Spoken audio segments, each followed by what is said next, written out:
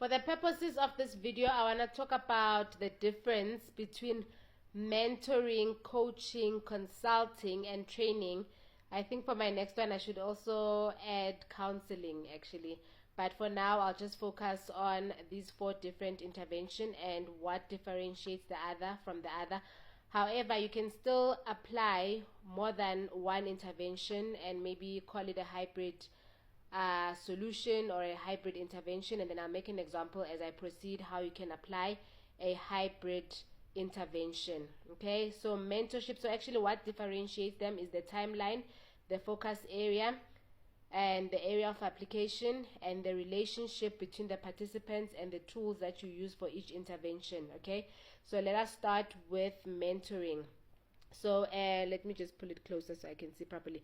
So mentoring is ongoing and it can last for a long period of time. So you can find that maybe a person is on a mentorship program for 2 years or something like that.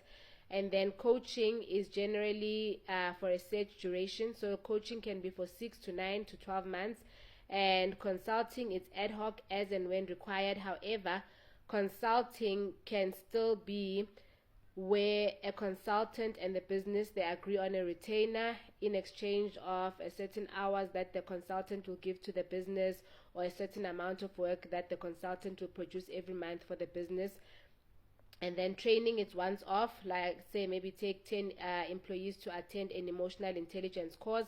They attend the course for a day or 2, and then afterwards they get issued with certificates of competence or certificates of attendance or certificates of participation, whatever the case might be. And then let's look at mentoring, the focus. So the focus of mentoring is holistic view of a person's development. So the mentorship program can focus on, or can also include, training intervention that the mentee needs to undergo, maybe job shadowing, etc., etc. So it's a holistic view of a person's development, as mentioned. And coaching, it's specific developmental areas that you have identified. So how I approach my coaching, for example, is that I send a link for the coachee to complete an assessment, and then based on the results of the assessment, me and the person that wants to be coached, we would decide on a personal development plan, and then we would focus on that personal development plan. So my coaching program has about 32 different personal development plan, the ones that I can think of at the top of my head, like time management skills, innovation, propensity to hand off, propensity to own, time management skills, ability to simplify, etc., etc. So I'm not going to name all of them, but each of those are a specific developmental area that has been identified out of the results of the assessment that the individual has completed. And then the coaching program will continue for a period of 6 to 9 to 12 months, depending on the type of program. When I say program, I mean personal development plan that the individual has opted to go for. And then every month there'd be a set of activities that the person completes in order to develop that specific area. So let's say the specific area that we have identified to be developed, it's time management skills. So every month we have a set of activities.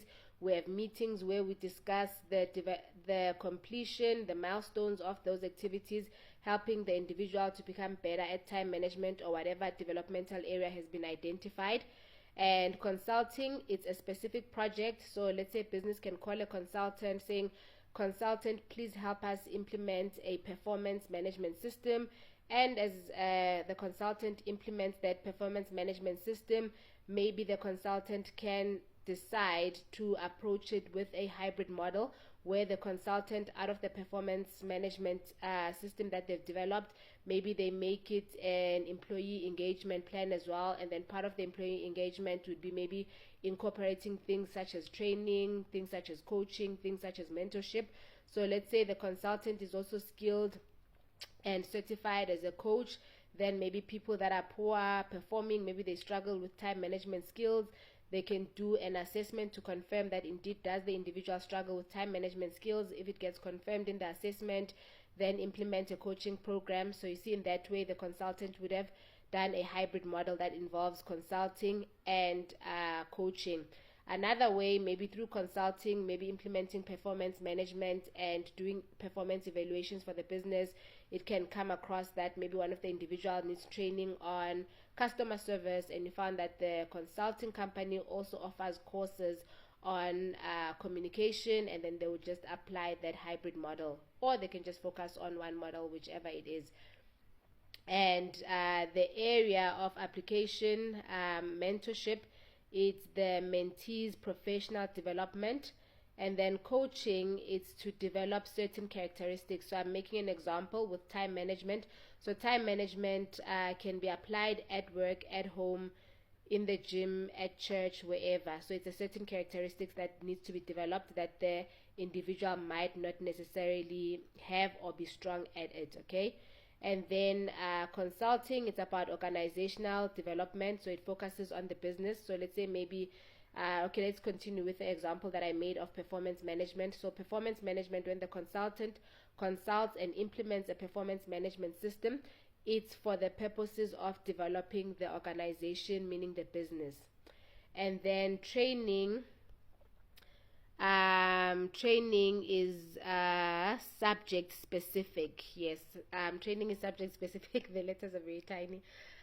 Training is subject specific. So as I made an example of emotional intelligence or customer service, so that is a specific subject. And then the relationship, what differentiates the different interventions is the relationship and the type of relationship that exists between the different interventions. So for mentorship, it's a relationship between the mentor and the mentee.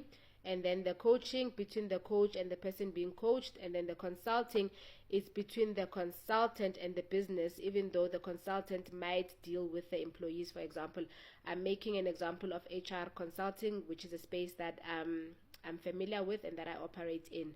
Okay. And then training, it's between the trainer and the trainees, but also you can arguably say it's between the training institution and maybe the business for which they are training. And then the tools that I used for mentorship, it's assessment and development programs as well, and then mentorship packs that you'll be using to track the progress of the mentorship, to identify timelines and milestones that need to be accomplished within that mentorship program. And coaching, it's assessment and the development plans, which I call the PDPs, the personal development plans. So it will be a personal development plan that is customized to the individual that is being coached based on their unique needs, their unique developmental areas that have been identified through an assessment process. And then consulting, you use systems and processes. So for example, say I'm consulting using HR consulting, I would use my HR information system, and I would use the processes and the procedures that are available at my disposal. And then for training, it will be training manuals, presentations, certificates. So I hope that does make sense of what is the difference between the 4 different interventions. So next time I will load or I will include counseling as well.